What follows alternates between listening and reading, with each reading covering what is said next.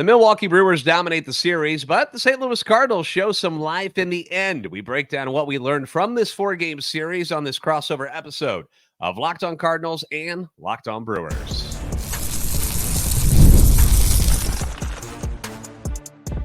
You are Locked On Cardinals, your daily St. Louis Cardinals podcast, part of the Locked On Podcast Network, your team every day. Hey there, Cardinals and Brewers fans. I'm JD Hafford, and I'm a national radio sports anchor, born and raised in the Lou, and a lifetime Cardinals fan. And I'm your host for Locked On Cardinals, which is part of the Locked On Podcast Network, covering your team every day. You can give me a follow on Twitter, X at JD Sports Radio. You can also follow the podcast at LO_Cardinals. We want to thank those of you who make Locked On Cardinals and Locked On Brewers your first listen every day, because we're free and available wherever you get your podcast. You can also find both of us on YouTube. Make sure you stop by, like, subscribe, and comment, and hit that notification button so you know when the new episodes are posted. Today, crossover between myself and Locked On Brewers host Chuck Friedman. This episode is being brought to you by Prize Picks, the easiest and most exciting way to play daily fantasy sports. Go to prizepicks.com/LockedOnMLB and use the code, all lowercase, in case you were wondering, LockedOnMLB for a first deposit match up to $100. All right, Chuck. Wrapping up a four-game series. Not a great series for the Cardinals. Business as usual for the Brewers. We're going to roll through a quick little synopsis of the first couple of games, and then we'll talk more about what happened on Sunday. Game one, Brewers jump all over the Cardinals ace, Sonny Gray. This was a game that it's Sonny Gray on the mound for the Cardinals, and we don't even know. I had no idea even the guy was that was throwing for the Brewers in game one. And so you had the advantage, I thought at least, in the Cardinals court. But the Brewers offense jumps all over Sonny Gray. They tag him for 3 home runs. Offense for the Cardinals couldn't capitalize in any scoring situation, something that has been a very serious problem for the Cardinals all season. You saw it a lot in this series. And the Brewers take game one by the score of 7-1. How surprised were you at the damage that the Brewers were able to do against Sonny Gray in that first one? Very much so, because Sonny has very much a lot of success against the Brewers in years gone by with so many different teams. And I thought the Brewers, okay, they're in for it here. But he pitched, you mentioned the 3 home run balls, jumped on him early, 4-0 by the second inning. And that's game, set, and match. Tobias Myers on the hill for the Brewers, who was not a preferred starter all season long, spring training, but they've had so many injuries, and he comes up, pitches 4 innings, and that's where we're looking. That's where the Brewers are at this point, hoping to get some of these guys just through 4 or 5 innings and let the bullpen. Now, how that's going to work in July and August is anybody's guess. But I mean, I was delighted the Brewers were able to jump on Sonny Gray because I knew that the matchup on Friday night was going to be a tough one too. Yeah, and something about Sonny Gray, which we pointed out on Friday's show, was last year with the Twins, he only gave up 8 home runs the whole season, already up to 4 so far this year. Obviously, 3 of those hit on Thursday. So game 2, though, another blowout in favor of the Brewers, who jump out to a 7-0 lead. We had some zeros on the board for a little while, and then the Brewers just went crazy and start mashing. They go on to win this one 11-2. Somebody by the name of Robert Gasser started for you guys. Again, not somebody I'm entirely familiar with this entire time, but stymies the Cardinals for 6 shutout innings. What can you tell me about the Gas Man? Well, I'll tell you what, he was great. Minor league, one of their top minor league pitchers, one of their top prospects, another guy, left-hander, and they couldn't hit him. The Cardinals were so baffled in this one. What stands out to me, JD, is when I'm watching the game on Friday night, 11-1, and I'm just thinking the Cardinals are bobbling every ball that's hit to them. Mm-hmm. I'm like, because the thing about the Cardinals all these years, the Cardinals way and all that, do things the right way. Don't make any mistakes. Don't beat yourself. And I'm watching this game, and at the end of the night, I'm like, how did they only have? I was sitting in my seats. I was sitting in the stands. How did they only have 1 error in this game? I mean, I count at least 5 or 6 bobbled balls and all that. So yeah, the Brewers took advantage, but that game was so un-Cardinal-like. The way they're just throwing the ball around, bumbling the ball, just mistakes all of, of course, there was a bunt laid down the third base line the way things are going for the Cardinals, you knew that was going to hit the base. And Yelich laid down the bed, but credit the Brewers. Brewers came out and took advantage and won the game. And then so the Brewers won the first 2 games of the series, and I'm thinking, oh man, I think they're going to sweep this series. Mm-hmm. And then we move on to game 3, which easily the most painful one for the Cardinals side of things, because the team's up 3-2 in the 7th inning, so it's late, and the Cardinals have been really good bullpen wise with their back of the bullpen. You got a solid start from Kyle Gibson. The Cardinals are actually beating the Brewers' ace Freddie Peralta, who expected to just shove against the Cardinals after seeing their lack of offense in those first 2 games. Andrew Kittredge is on the mound. He's been phenomenal. Had only given up 2 earned runs so far this season, and there's 2 out. And I remember when the Brewers steal second base, okay? And I'm thinking, all right, on deck circle, you've got the rookie, right? Yeah, you got Jackson, and I'm thinking there, I'm like, all right, who would I rather face if I'm the Cardinals right now? You don't want to load the bases, but do I want to face Rhys Hoskins, or would I rather face a rookie who's hitting a little bit over 200? That was my thought. Now, I know that Kittredge got up in the count 0-2, and Rhys fought back, and it was a great at-bat by Rhys Hoskins, but I'm still thinking I'm really going to be careful with this guy. And the pitch that Kittredge threw wasn't even that bad of a pitch. It was actually down beneath the zone a little bit. Hoskins just beat him, just went down there and got it. Knocks it over the center field wall. It's a 3-run shot. It's a dagger to the hearts of any Cardinals fan and probably the team itself. Gives them a 5-3 lead, and you guys go on to win that game as well. And we were texting, and you were like, even when the Brewers were down, you were still very confident. You're like, these Brewers are coming back. Yeah, I mean, I just had this feeling that the Brewers have this ability in the regular season, I'll say. Now, I wish I'd seen some of this in the postseason. Regular season, I've seen this magic at Miller Park happen, AmFam Field happen before. I thought some way they're going to find out to win this game. And certainly enough, Rhys hits the home run, and that was it. The Cardinals did put a couple of ducks on the pond in the 9th inning after 2 were out, and I'm thinking, oh boy. And then Arenado's at the plate, did not play on Sunday, but and the Rhys one swing of the bat puts the Brewers, but I thought the Brewers were there for the taking on Saturday. And then, we head in the Sunday, and I'm thinking, oh, for sure. I think they have a shot at a sweep here with Bryce Wilson on the hill, especially facing Michaelis. I even text you. I said, JD, are we looking at Marmol? If they get swept in this series, is he going to keep his job if the Brewers sweep the Cardinals? And at that point, the Brewers had beaten the Cardinals 8 straight games. Yeah, in dominating fashion for the most part, too. I mean, you've had a couple of tight ones here and there, as you might see, but a lot of blowouts, a lot of big victories for Milwaukee, where it really not all that competitive on the Cardinals side, but things were very much different on Sunday. So we're going to talk about game 4 of this series. We'll be doing that next year on this crossover episode of Locked On Cardinals and Locked On Brewers. Life insurance is an important safety net for you and your family. The last thing you want is for something to happen to you or a loved one and for you not to be prepared, or for them not to be prepared. But it's not always easy finding the right policy. Okay, it can be time consuming. It can be overwhelming. You probably got a lot of questions. You may not understand a lot of the lingo that's going on there. And that's where Policy Genius can help you out. Policy Genius is the country's leading online insurance marketplace. It saves you time. It saves you money so that you can provide your family with a financial safety net starting today.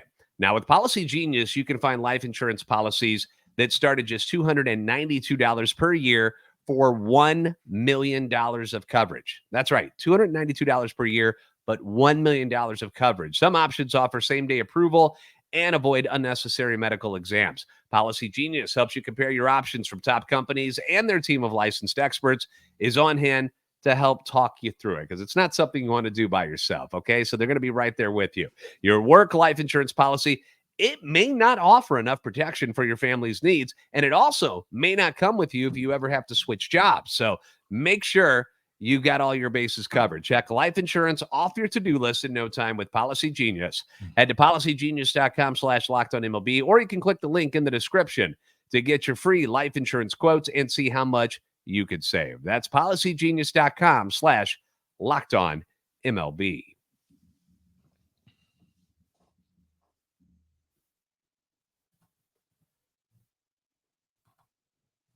Are you watching Fox Sports or ESPN on your TV all day and have to turn down the volume because of all the shouting? Well, then make that switch to Locked On Sports today. It's a free 24/7 sports streaming channel, and it's programmed for you every day to bring you the biggest stories without all the screaming. That's not something you want. Locked On Sports today brings you can't-miss analysis. It gives you opinions. You get the news, and it's streaming 24/7. So no matter what shift you're working, whether you're an early person, you're a midday guy, you're an overnights guy, it's going to be there for you, streaming on YouTube, or you can find it on the free Amazon Fire TV channels app. It's all part of the Locked On Podcast Network, your team every day.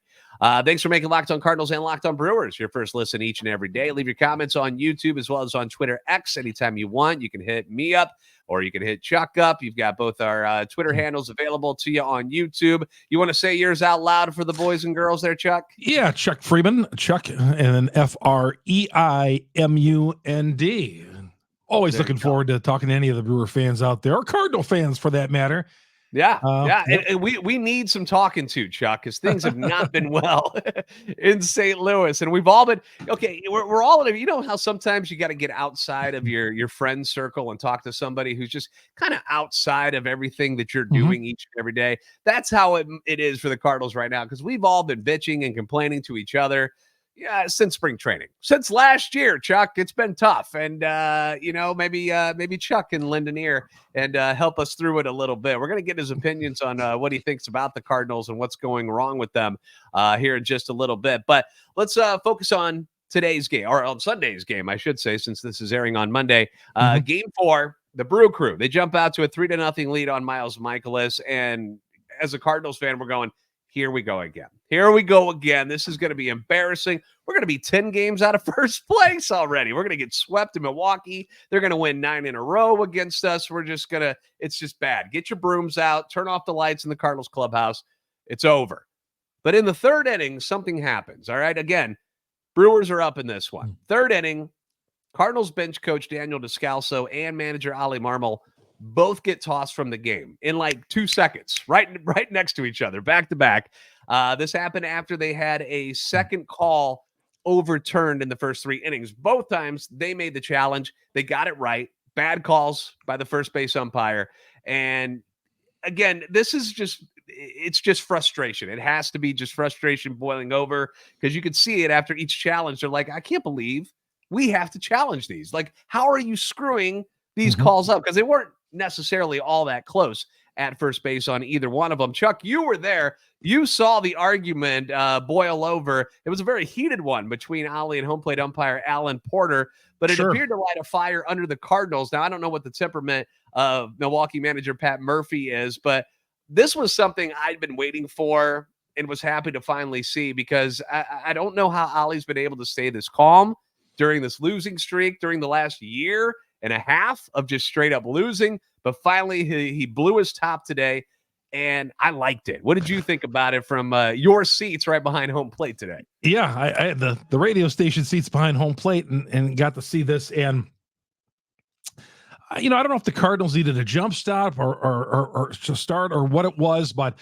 certainly when they put those replays on the scoreboard, both replays. Now, this is AmFam Field. So mostly Brewer fans. So usually, when the home team gets screwed on a call, they're like, there was silence from Brewers fans at both of them, because it was clearly that they blew the call in favor of the Brewers. We were like, oh God, they're going to overturn these. Yeah. And so, but I can see Ollie. I can see that though, because you get screwed twice by the same umpire. You're like, come on. What's going on there? Twice in the first 3 innings too. This is the major leagues. This isn't 7 innings deep into the game. This is the first 3 innings he screwed up 2 calls. Yes, JD, this is the major leagues. These guys are the best of the best. We're not talking about umpiring my 12-year-old little league here. We're talking the best of the best. How they get the same guy got it wrong. Yeah. How? So then, obviously Marmol had enough, and he came roaring out like out. And, you could hear him. And I honestly, when he got behind home plate, And he was showing the strike zone to the home plate umpire, which home plate umpire never wants you to show him up like that. But he was going to get his money's worth, as we say.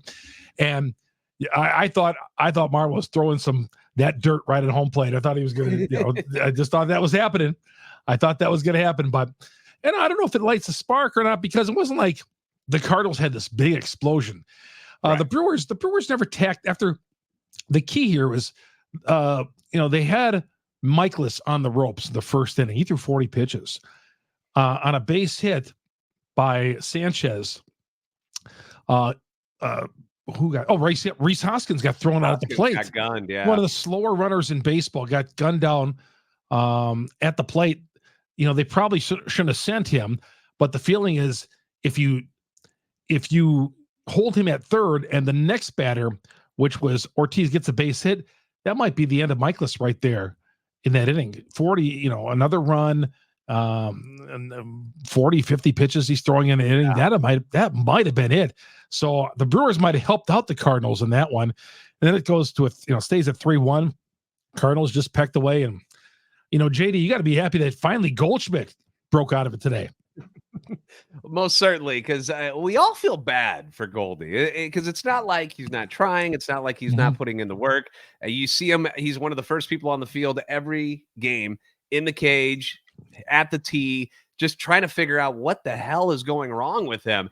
And coming to Milwaukee, he's always hit well there. He's always done very, very well. And I was surprised to see him get the first game off. I knew he was getting that Wednesday game off that got rained out for the Cardinals against the Mets. We knew that. They let him have 2 days off in a row. And, he came up obviously in some big situations in those early games and wasn't able to pull through, but started hitting the ball a little bit harder, which was nice to see, because that's how it starts, right, Chuck? It's not like it usually, boom, all of a sudden you're hitting home runs. You hit a couple of line drives. They usually go right at somebody, and you're still like kicking the dirt. You're like, oh my gosh, what do I got to do? But slowly but surely, things start to move a little bit better, and that's what happened in this one. Paul Goldschmidt came up not once but twice in key situations. Obviously, he hits the solo shot, which was his third home run of the year. It's been a long time since he hit one, but he gets that one in the fifth inning. Then in the following inning, sixth inning, he gets the RBI single in a big situation to tie the game up at 3. At that point, you've got a tie ball game. What are you thinking there, Chuck, when you see a guy struggling as bad as Goldie is and he's starting to burn the Brewers a little bit? Were you getting a little nervous? Well, yeah, because I've seen this story with the Brewers before. Get an early lead and just rest on it.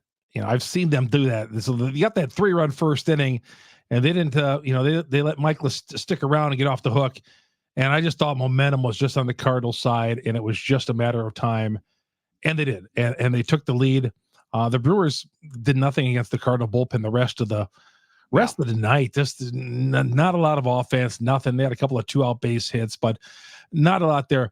For Goldie, he crushed that one to center field, and then the base hit ties at the left field. But my 12-year-old looks at the scoreboard and he goes, "Dad, Paul Goldschmidt's batting 181." I go, he's just having a rough year. And what was he, like 0 for 30 at one point? It's been really bad. He actually, I got the stat here. Hold on. He was 0 for 32. He had snapped an 0 for 32 streak on Saturday. And then he had 2 hits today, including the home run. That was his first since April 22nd, just the third of the year. And he's got his first RBIs on Sunday. Those were his first RBIs in his last 12 games. Like, it's been bad. And it's not like he's hitting flyouts, or like he's striking out all the time. Like, it's so weird to see it, because we've never seen him like this. Like, everybody goes through slumps, but I've never seen Paul Goldschmidt routinely striking out 3 and 4 times a game. Like, it's just bizarre. Yeah, he struggled his last time at bat too, because he had the home run and the base hit, and then he strikes out. I think it was the top of the 9th inning he struck out, but he got called looking, and that was, I thought, oh boy, Goldschmidt again here, but they got him, and then that was it right there. But it's just I'm one of these guys who the Cardinals always scare the hell out of me. They do. I just think, at the end of the day, the Cardinals always seem to have our number. 2011, 1982 when I was a kid, really kid, a small kid. But I just think that, right now I look at the Cardinals and I've never said this before, but the Brewers are a better team than the Cardinals. The Brewers are just a better team. I think it's trending down for the Cardinals right now. And I'm not bad mouthing them. I'm not saying anything that I haven't seen on Twitter, but I'm just surprised it's gone. Maybe last year just wasn't a mirage. Maybe this is something, maybe they need to rebuild or retool or something like that. I don't know with JD, but the Cardinals are just, something's not right there. Yeah, it's a weird vibe. We all thought that last year might have been an anomaly as well. That you dealt with some injuries. We didn't really fix up the pitching staff that we thought we needed to do. A couple of guys were in their last years of their contract, so it's like, all right, let's see if we could squeeze one more out of them. Yeah, and then they go and they go and kind of fix the rotation. I mean, they were still stuck with Steven Matz, who's out right now. You'd already given the extension to Miles Mikolas, which hasn't looked really good at all. But you brought in the Gibson and Lynn and Sonny Gray, and then you brought in all these relievers, and for the most part, they've all done a pretty darn good job. It's odd that it's the offense that this year that has just been so bad, just putrid all the time, like runners in scoring position. I don't know what the overall numbers are, but they're not good. They're competing with the White Sox and the Oakland A's for, and now the Cincinnati Reds in our division for the worst offensive teams in all of baseball. Like, so it's been very strange. It's weird to see Goldie struggle. It's weird to see Arenado just have no power whatsoever. Like, he just cannot seem to get that power stroke back. Has been able to hit for average a little bit, but it's been a rough go, man. I mean, Michael Ciani, the guy who ends up getting the game-winning hit in this one on Sunday, has the most hits of any Cardinal so far in May. They picked him up off waivers from the Reds last year, who just let him go. He's 10 for 21, which is more hits than Arenado and more than Nootbaar. Is hitting he's going an 8-game hitting streak right now. Is hitting 478. Like, that's weird. Like, Michael Ciani should not be leading this team in hitting. When you look at the guys, you see the names on the back of the jerseys that the Cardinals are putting out there each day. It's just so strange to see them all struggle this way. So I want to get your opinion on what you think as an outsider looking in on what you're picking up from the Cardinals. And I'll do the same for the Brewers. And then we'll also give some final thoughts on what the team's futures are going to be moving forward. But the Cardinals were able to pick up the win on Sunday. It was 4-3. You mentioned the bullpen shutting it down, which is what they've done for the most part all season. The Kittredge giving up the home run to Hoskins on Saturday night. Not a normal thing at all. I think it was just a case where Hoskins, he just beat him. Hoskins just put a good swing on the ball, and it went over the wall. But Hensley's a stud in that closer. He's I mean, it was just seeing him up close. Just man, Brewers weren't going to touch him. Yeah, Ryan Helsley's got some heat there. So, but it was a win for the Cardinals. It snaps the losing streak. It snaps the winning streak for the Brewers over the Cardinals, which, mentally, that's probably a good thing for the Cardinals to finally say, okay, it's finally over. I'm sure the Brewers are probably, we're fine. No big deal. We took 3 out of 4. We're still in first place. So I'm sure mentally you guys are doing just fine. But we'll talk more about an outside look from each of us about the other team. We'll get into that next here on this crossover episode of Locked On Cardinals and Locked On Brewers. Baseball season is officially underway. Obviously, we're at Mother's Day already. Hopefully you liked all the pink that you saw on Sunday.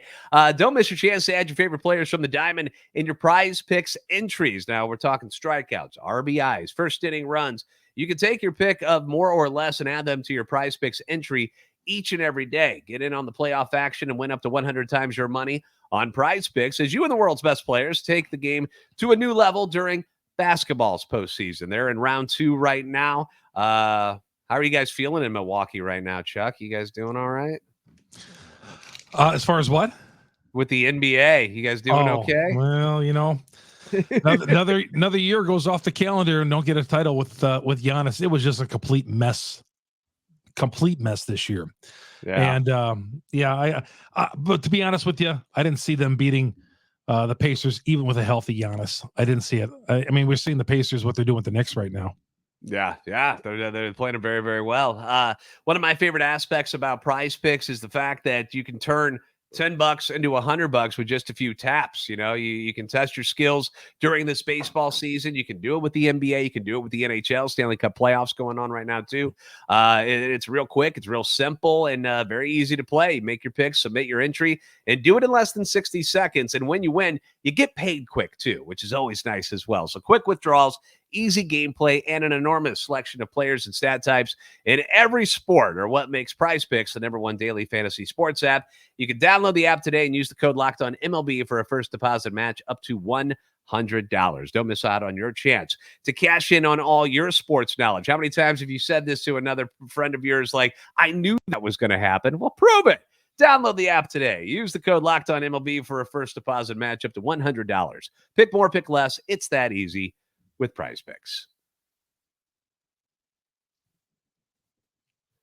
Locked On has launched the first ever national sports 24/7 streaming channel on YouTube, and now it's also available on Amazon Fire TV. And the free Fire TV channel's app, Locked On Sports Today, is here for you 24/7, covering the top sports stories of the day with the local experts of Locked On, plus our national shows covering every league. You can find Locked On Sports Today, now available on the free Fire TV channel's app.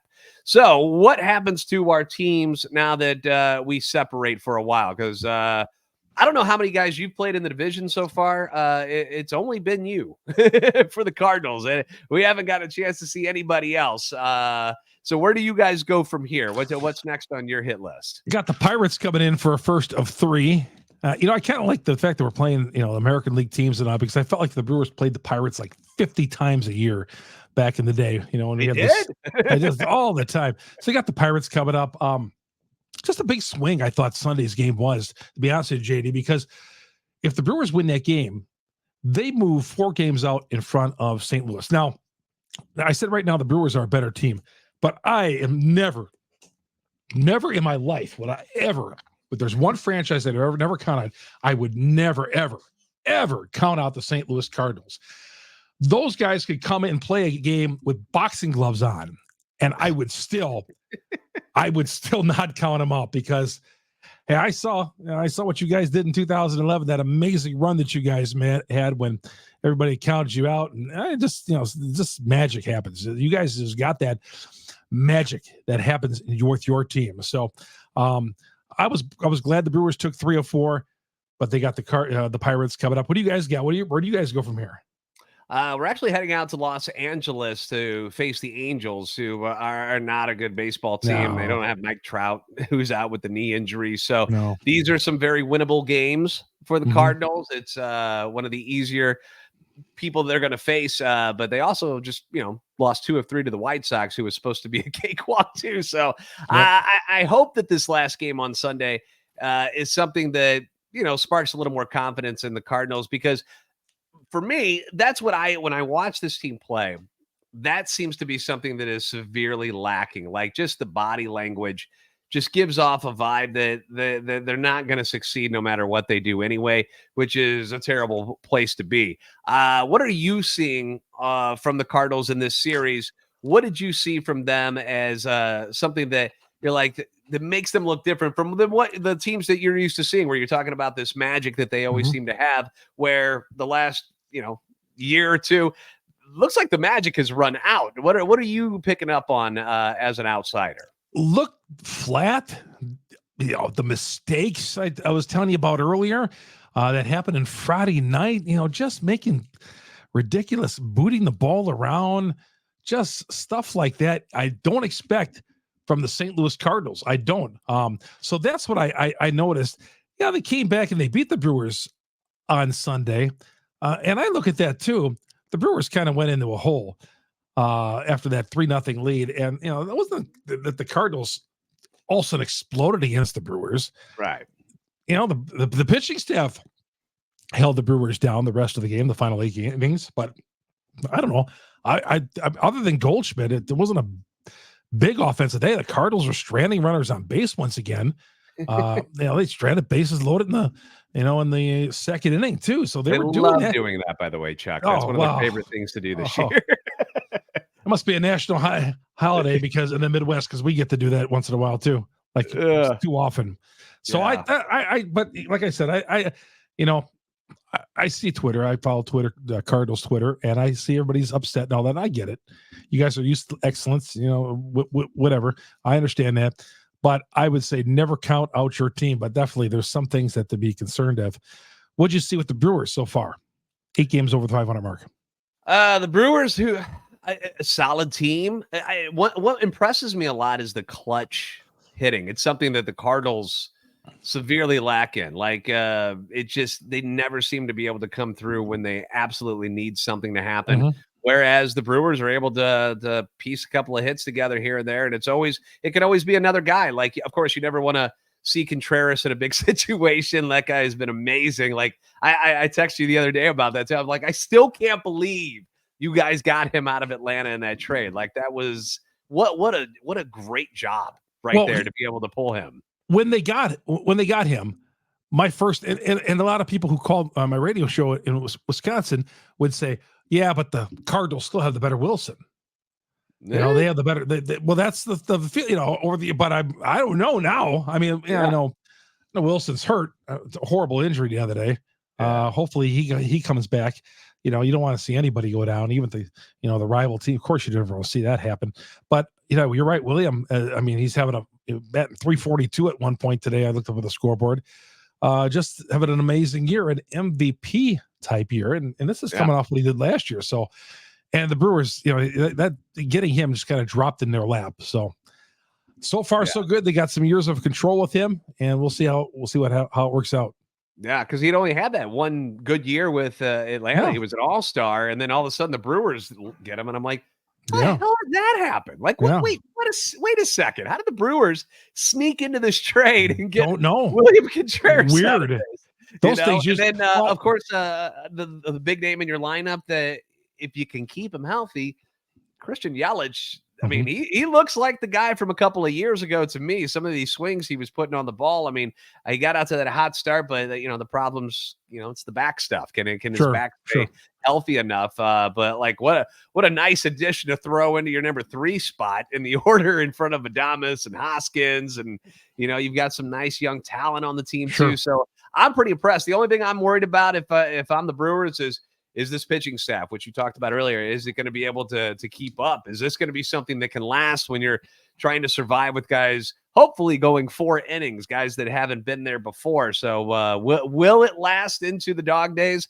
That would be the biggest question mark for me for Milwaukee. And by the way, what you thought about how the Brewers got William Contreras, I thought a few years ago was like, how weren't the Brewers in this with trying to get Nolan Arenado? What did they give up for him? And when you guys got him, I'm like, God, why aren't the Brewers in on something like this? That was not a fun day when you guys got Arenado. Now I'm sure there's Cardinal fans who are willing to would send him here in a second, but I mean, long way to go in the season, as you know. But I think still everybody's in this. Everybody with the Pirates. I think this, you know, with the Reds had their issue, continue to have their issues. Yeah, the Cubs are in it. You know, the Brewers. You know, I just think the Cardinals coming back and winning that game. If you lost 4 games in the standings of the Brewers this weekend, that's a big swing from 4 to 2, taking, you know, the final game. So I really look at Chuck, they would have been 10 games behind you. 10 already if they didn't pick up a win today. Yeah, but still. You know, I even thought when you guys were like 15-30 last year, you were still in. I was like, oh, let's keep burying those guys because you never want to, you know, let them have any life. But I really do think, you know, JD, everybody's still in it. There's a lot of baseball. Injuries are going to happen. And I think Goldschmidt is just too good and Arenado too good to not have big seasons yet. And I think Goldie's maybe that'll spark him. I hope not, but maybe it will. Well, we won't see you guys for quite some time, I think, as far as having to play each other. But when do we play again? I didn't check the schedule. That's a great question. I love August. We had played so much already that I am not entirely sure. Like I said, you know, it's been you guys have been the only guys that we've really faced in the NL Central so far. So It'll be a little bit. I'll scour through this real quick to find it. But one thing that you brought when you were talking about earlier, how you text me the other day, and you're like, "Is Ollie Marmol's job on the line here?" Mhm. If they got swept in this series, I wonder. I kind of wonder. Like, I still don't think he's going to get fired. I think he's got the backing of the front office. They gave him the Mhm. extension Yeah. this offseason, so they believe in him. They like him a lot, but at some point, something's got to change, right? You just can't keep doing this over and over. Looks like we don't play again until August 20th. Okay. Wow. We're Yeah, going it's the whole going to be a summer. while. We're going to go through the whole summer. Football's going to be here. We're going to be in Jesus. training camp I by know the I time we play another might be game. a sore spot in St. Louis by saying football, and you guys should have a team in St. Louis. But we got the Battle Hawks. Caw-caw! We're Well, yeah. fine. We're fine. Yeah. Who needs the NFL? Screw Greatest up. show on turf, man. That was in college. That was huge, So Yeah. I love those teams. So, but yeah, all right, man. it's fun. I love it. When the series ends in Milwaukee, I see the Cardinal fans going out to their cars into the parking lot. I'm thinking to myself, win or lose, I'm like, oh, now those guys, I hate to be those guys. They got 6.5 hours to drive through a state we both hate, Illinois. We have common ground there. At least they're going home with a victory in their pocket, because that would have been a really bad taste to get swept 4 straight games in Milwaukee. It would have been 9 in a row, but they escape with a victory, and at least for one night, Cardinals fans smile a little bit. But Brewers, still one of the top teams in the league right now. I don't know how you're doing it with this pitching staff, but I don't either, JD. You lose your manager, you lose your top 2 pitchers, and the train keeps rolling. So more power to you guys right now. You guys look good to me. Well, let's keep this thing going. It's gonna be a fun summer, as I said, and good luck on that West Coast road trip. The Angels are bad, but I think they took one of their games against Kansas City this weekend. But no, long way to go. Got to stay. Health is always the key. At least this is some good advice from somebody outside of the Cardinal circle here, because they've heard me say it over and over. Oh, it's early. It is. Blah, blah, blah. This is somebody who sees the big picture. It is. It's a long season, and hopefully something like today can get them moving in the right direction. All right. Yep. Make sure that you guys are following Chuck Freeman on his Twitter X account. You can also obviously follow Locked On Brewers, and we want to thank you guys for making Locked On Cardinals and Locked On Brewers your first listen every day. If you haven't given us a follow yet on Twitter X, make sure you guys do that, and make sure you like and subscribe on YouTube. So we're going to get these videos and stuff up to you each and every day. So make sure you guys are checking that out as well if you like the visual aspect and the beautiful shiny faces that are myself and Chuck. So make sure you check us out, and appreciate you. All right, Chuck, thanks for hanging out, buddy. We'll see you in August. We'll see you in August, and of course, I'm sure we'll be texting here or there somewhere down the line, but should be a fun summer. Absolutely. All right. Thank you guys for making Locked On Cardinals and Locked On Brewers your first listen each and every day. We'll see you next time.